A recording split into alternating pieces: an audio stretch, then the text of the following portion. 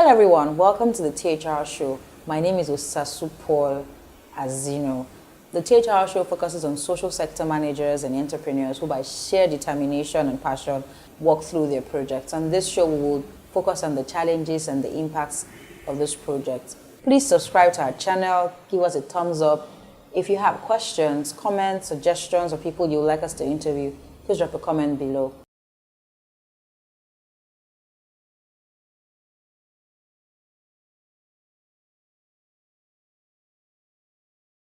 Hello everyone, welcome to the THR Show. My name is Paul-Azino. Education is the great engine of personal development. It is through education that the daughter of a peasant can become a doctor, that the son of a mine worker can become the head of a mine, and that children of farm workers can become the president of a country. This was said by the great Nelson Mandela.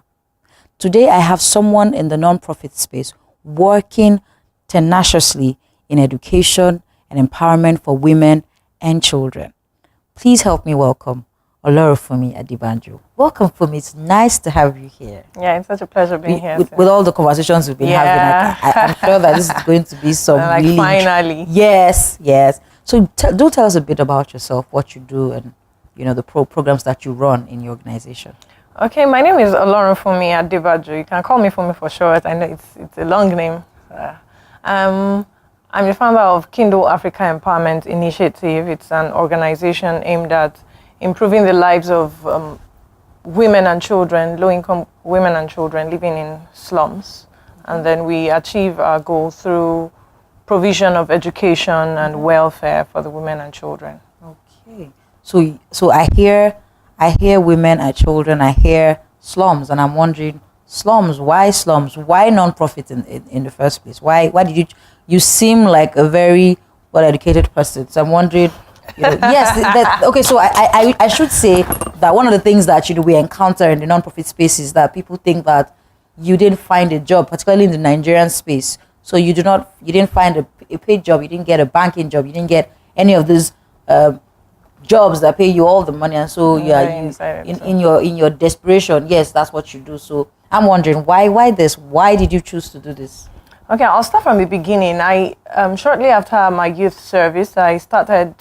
That was my first non-profit that I started. It was Jade. It is called Jade Academy, and it's aimed at improving transition rates of children in low-income communities from secondary school to university. So I started by volunteering as a teacher, and then I met children whose parents couldn't afford to feed them if they didn't hawk before coming to school. And then one day in school, one of the two of the children were fighting, and one was abusing the other, like, yeah, the son of a carpenter, and the other one was abusing, like, you hawked Ogi to my house this morning. And I told them that whatever your parents are doing, be proud of it. And from there I started counseling them, career counseling, and eventually turned into a non-profit for those children. Shortly after that, I started working. I was working on a project, and then when the project ended, we actually all had to leave. The project ended more like. Yeah.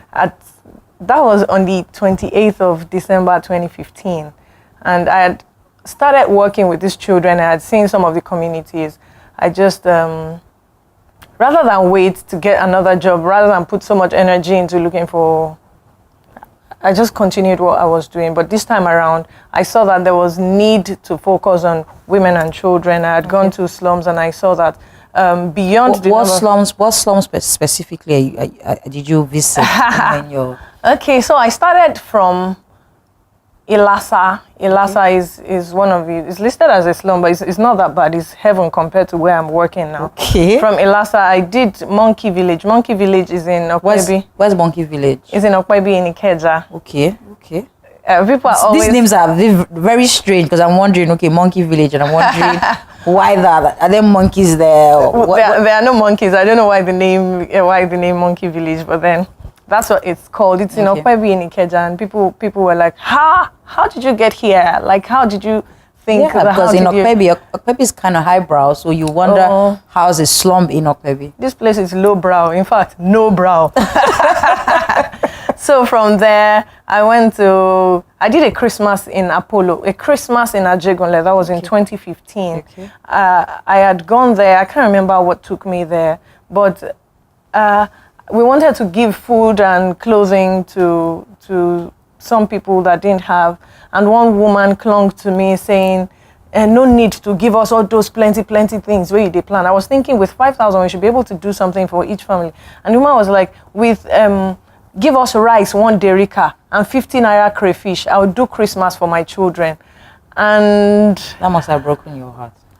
It did, because Christmas, Christmas is synonymous to chicken and jollof rice and Coke and everything. Yeah. And here's a woman saying, 50 naira crayfish. I'm like, crayfish. What year was this? That was 2015. Wow. So I went on a site visit. Like, I went around to the women's room and I saw a woman and her 7 children living in a room that had no window. There was no mattress. It was just a wooden pallet on the floor. And the only thing I could see as their property was a plate rack.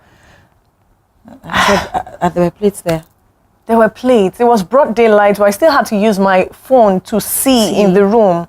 And then I went to another room. From the woman's room, you could see the sky. Now, I'm not talking about a small hole. Like, it was like a crater fell through. And I'm like, how do you live here? So from there, I started doing skill acquisition programs for them. Okay.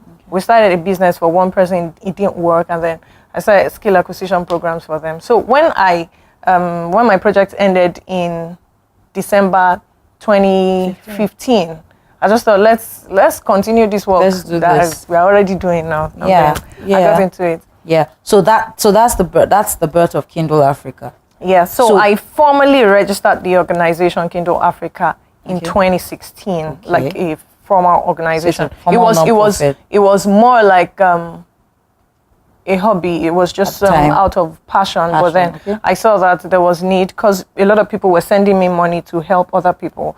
And I'm like, this money that they are sending to my personal account, before somebody say I stole their money. Yeah. So because I know that some of the things that we encounter that are encountered in the non-profit space is accountability and the thing about passion, because passion usually starts a lot of these journeys. Yes. But I'm because from things you're saying, has passion sustained this? So I'm asking this because I remember one of the things I read about you, one of the things that made me come to like the kind of work you do was, the story was everywhere on Facebook and all of that about the destitute man that you helped.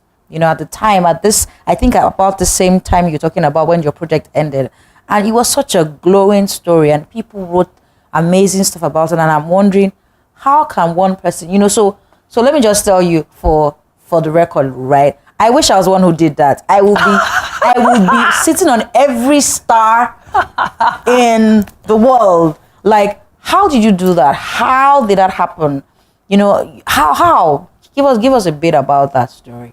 That was 2015. I was still working on the project. I was still in full-time employment then. Okay. I went through a period of depression. It was a long battle with depression, and I bottled too much things in. I wasn't talking to anybody. I just withdrew from my friends and family, and it was a series of events led to my being depressed. So every morning I'm alone in the house and I'll be like, hey, my life has spoiled too. And one day, I'm a Christian, so I'm going to talk from the perspective of my faith. Okay. One day when I was in my room and I looked in the mirror. Usually that was what I was doing. Look in the mirror and cry well, and then wipe my face and then go to work. I looked out of the window and I saw this guy. His name is Bolanho. He used to be my brother's classmate. I had known him since like forever.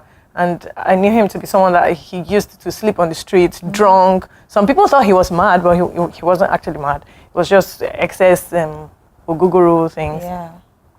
And then in my mind, the Holy Spirit told me, so you're in the comfort of your room with your bed, with your bathroom and toilet with to yourself. Big mirror to cry with. Big mirror to cry with, yeah, right?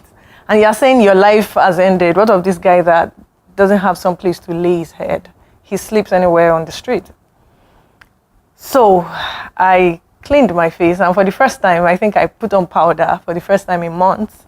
and I went to meet someone else on the street that I'll pay you. Could you please give this guy food every day? Please just give him food every day. And the woman was like, no, how can he come and I just put the food in nylon. Just do something. Give this guy food. And I paid her. At that point, there was nothing she could do. And then I asked him, where do you live? He says he sleeps in the keke marwa behind my house. Or if there's no keke marwa, he sleeps on the road. And, you know, I had to buy him toothpaste, toothbrush, like He didn't literally have those essentials. nothing. He had a house, or his family house is directly in front of my house. Okay. But I think because of the alcohol, he just used to stay outside. So I think what led me to do that was because I was depressed. If I was in the right state of mind, I'm not sure I would have done that. So I went to meet our security guard at home, like, Adamu, please let this guy be staying in the house. And that one said, lie, you cannot bring this guy.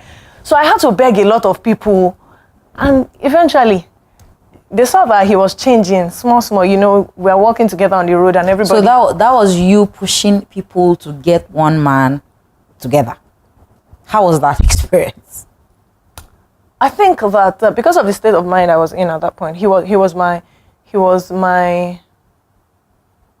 the hook that brought me out. Like your real sunlight. Yeah. He was the only thing I was thinking of taking care of.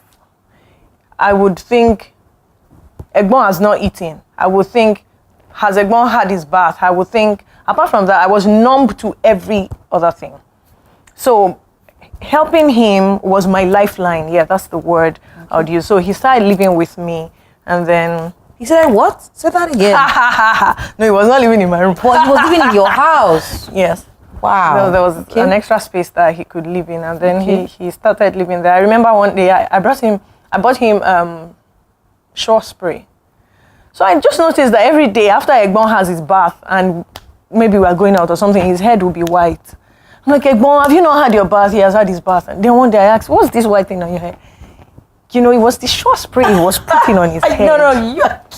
Seriously, he didn't know anything. He had started drinking since like But he was a went to teenager. school. I think he dropped out of primary some school. point, He dropped out of possibly primary school or secondary school, but the alcohol had taken But, its toll on him. I'm trying to say that I feel like it was more of the the mental state that he was in. Yes, Because yes. of the alcohol and the abuse of it, and so he kind of like forgot everything. Everything. Wow. So why I went to Ajegunle was on my birthday. I now posted that this year please don't give me any gift as if I was expecting any gift. I wasn't expecting anything actually. I said don't give me any gift please help this my brother. And I just put it there like, even if I've not achieved anything in my life, I've helped this guy. That was why I posted. And I didn't know that people would respond to it. By the time I saw the post in the morning, it already had 15 shares. Whoa. At that point, I saw it on my friend's wall. He shared it. And someone said, so because you bought toothpaste and toothbrush for someone, you won't let us hear what? And there were those negative comments. I actually cried. I broke down and cried. Like, this was what I thought was my lifeline. And then people are saying I did it for some ulterior motive and all of that. But he already had 15 shares and I had to go on. So I just went on with it. A lot of people donated money. A lot of people came to give him clothes. A lot of people, they did a lot of stuff. So to say thank you to those people, I thought there are some other people whose lives are worse than Egbon's life. Wow. Let's go and look for those people. I called my friend Vocal Slender in Ajegunle, and then we went, and that was how I met those women. And the remainder of the money that people donated for Bolan, I call him Egbon, I wanted to use that to buy food. Okay. That was when I met that woman that said with 50 naira crayfish. Yes. And then I posted, guys, on Facebook again, I posted, we're going to do a Christmas in Ajegunle. And one of my friends, he's a Facebook, no, I met him in real life before on Facebook. And he just bought into the vision. And then we raised close to 1 million naira. Whoa. And we reached 2016. That was 2015, end of 2015. And at the end of the day, we gave out food and clothing and books and name it, sanitary towels, underwear, pots and pans and everything. Just because of a Facebook message. Yeah.